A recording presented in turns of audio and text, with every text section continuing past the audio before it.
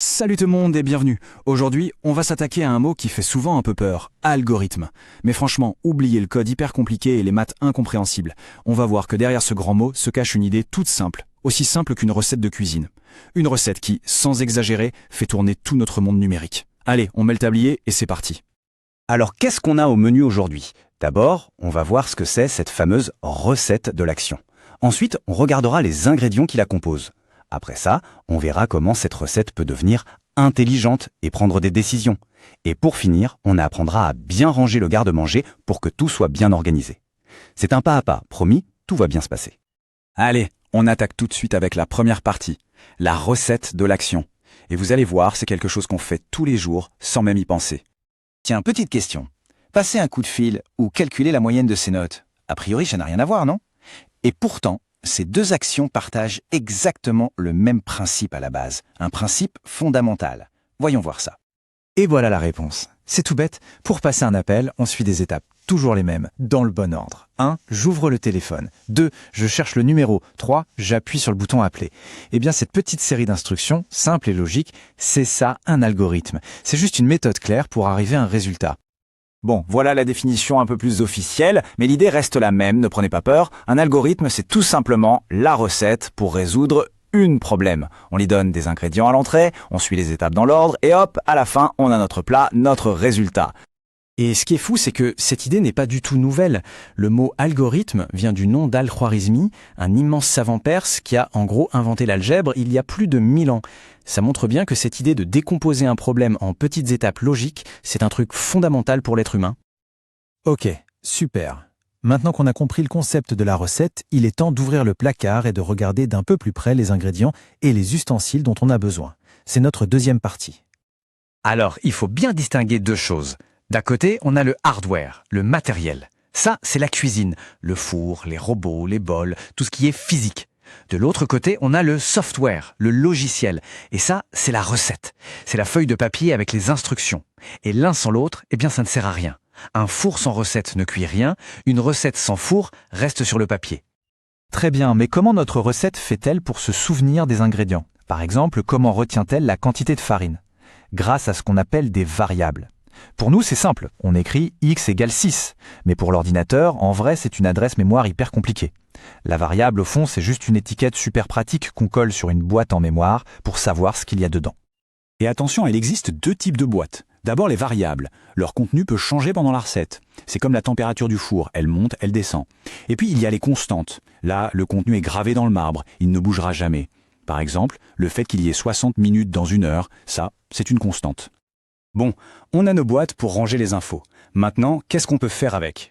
En gros, 3 actions de base. Lire, c'est pour récupérer une info de l'extérieur, par exemple ce qui est tapé au clavier. Écrire, c'est pour afficher un résultat à l'écran. Et affectation, c'est l'action de mettre une valeur dans une de nos boîtes. Ce sont un peu les verbes d'action de notre recette. C'est bon, on a nos ingrédients et nos actions de base. Mais une bonne recette, ce n'est pas juste une liste d'instructions à suivre bêtement, pas vrai? Parfois, il faut s'adapter. C'est ce qu'on va voir dans cette troisième partie, comment les recettes deviennent futées. C'est là que ça devient vraiment passionnant. Les algorithmes ne font pas que suivre un chemin tout tracé. Ils peuvent observer une situation et prendre une décision. Un peu comme un cuisinier qui goûte sa sauce et se dit « il manque un peu de sel ». L'algorithme, lui aussi, peut faire des choix. Et voici comment ça marche. Avec des conditions. C'est très logique en fait. L'algorithme regarde la température. Première question, est-ce que la température est inférieure ou égale à 0? Si oui, alors l'eau est solide. Sinon, deuxième question, est-ce qu'elle est inférieure à 100? Si oui, alors elle est liquide. Et sinon, dans tous les autres cas, eh bien elle est gazeuse. C'est comme un embranchement, une bifurcation sur le chemin de notre recette. L'autre super pouvoir des algorithmes, c'est la répétition. Ils peuvent faire la même tâche, encore et encore, sans jamais se lasser. Imaginez si on devait écrire 100 fois de suite « pétrir la pâte » dans une recette de pain. Ce serait l'enfer. Heureusement, pour ça, il y a les boucles. La première sorte de boucle, c'est la boucle pour. Celle-là, elle est parfaite quand on sait à l'avance et de manière très précise combien de fois on doit répéter une action. Par exemple, pour un compteur allant de 1 jusqu'à 100, affiche le compteur à l'écran. On sait où on commence, on sait où on s'arrête, c'est carré. Et ça donne ça.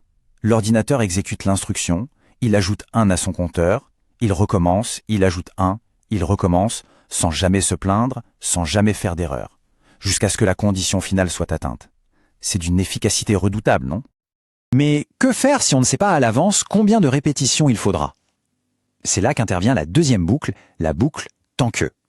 C'est simple, elle répète une action tant qu'une certaine condition est vraie. Par exemple, tant que la pâte colle au doigt, continuez de la pétrir. On ne sait pas combien de temps ça prendra, mais on sait quel est l'objectif. La répétition s'arrête pile quand le but est atteint. Ok, on a les bases, on sait prendre des décisions, on sait répéter des actions. Il nous reste un dernier gros morceau à voir. Comment les algorithmes font pour gérer non pas un ou deux ingrédients, mais un garde-manger entier rempli à ras-bord. Le problème est vite vu. Si on a par exemple les notes de 100 étudiants à gérer, on ne va pas s'amuser à créer 100 variables différentes. Note élève 1, note élève 2, note élève 3, ce serait un cauchemar à gérer, une perte de temps monumentale. Il faut une bien meilleure méthode pour s'organiser. Et la solution, la voilà, ça s'appelle un tableau. Imaginez une grande étagère avec des cases, toutes numérotées. Dans chaque case, on peut ranger un élément, par exemple une note. Toutes les notes sont donc rangées au même endroit, dans une seule grande structure. Et chaque note est facilement repérable grâce au numéro de sa case, qu'on appelle son indice. Et ce qui est génial avec ça, c'est qu'on peut accéder à n'importe quelle note quasi instantanément. On veut la note du 3e étudiant? Pas de problème. On demande la valeur qui se trouve à l'indice 2 dans notre tableau de notes. Et si on combine ça avec une boucle, on peut parcourir les 100 notes en quelques millièmes de seconde. C'est ultra puissant. Et voilà, on a assemblé toutes les pièces du puzzle.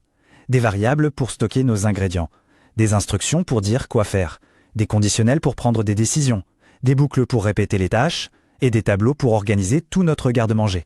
Avec seulement ces 5 briques de base, on peut construire des algorithmes incroyablement complexes qui font tout ce qu'on voit sur nos écrans aujourd'hui. Alors la prochaine fois qu'un GPS recalcule un itinéraire, qu'une plateforme de streaming suggère pile le bon film ou qu'un réseau social organise son fil d'actualité, essayez de penser à ces briques de base. Quelle est la recette invisible qui est en train de tourner en arrière-plan?